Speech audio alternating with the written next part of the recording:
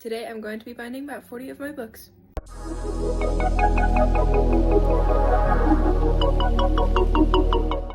So the supplies you will need to bind books are a thermal binding machine, a scoring board, covers, glue strips, and of course a paper guillotine. The first step is scoring the cover.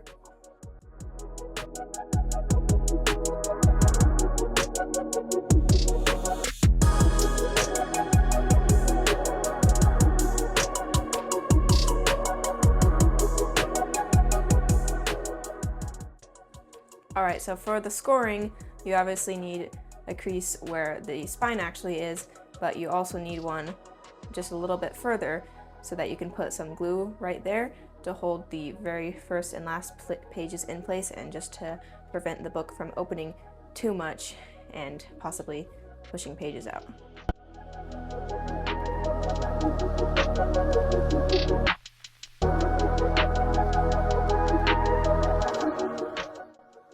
The next step is to add the glue strips. So here is one glue strip. I figured out the length that's pretty good for my book size, and I just have to cut two to size, one for right down the middle, and then I cut that one in half to add to the sides so that there is plenty of glue to hold the pages in. Obviously, the one down the middle holds all of the pages in, and the ones on the side, as I said before, just hold the first and last pages in to prevent the book from opening too far and leaving the pages more exposed.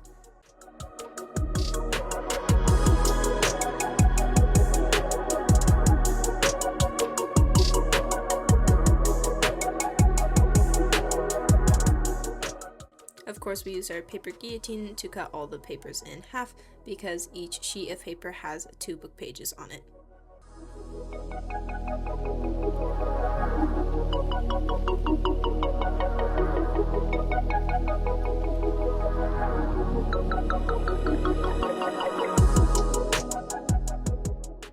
Now it's time to actually put the books together to get them ready for binding. So you got to make sure all the papers are lined up, and then we line it up with the edge of that tiny glue strip on the side, if you can see.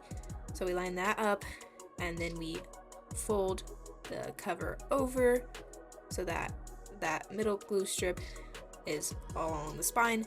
Then we just fold it all the way over and check to make sure all the pages are down all the way and it's lined up properly so that we can put it in the thermal binding machine.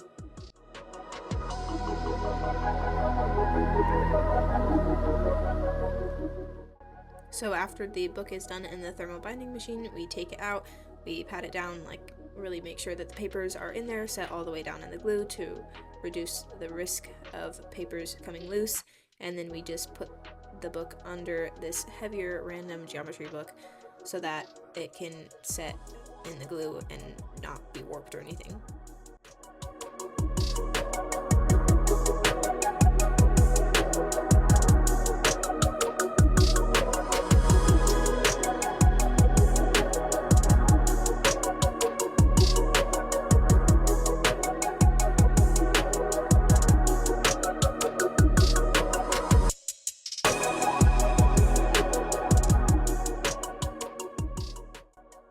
So to do a bunch of books at the same time, we set the guillotine to the right length that we need for that cut, and we do it with that cut on all the books. And we did figure out that putting scrap paper underneath makes it so that the cover doesn't tear when we do cut it.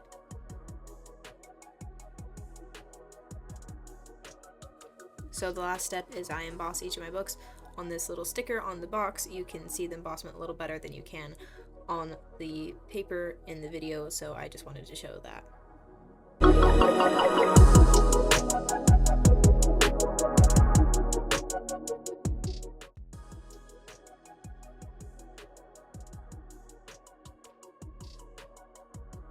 So there's the embossment. Again, you can't really see it on the paper in the video, but we did end up making 41 books, and it took about 7 hours, so that's fun.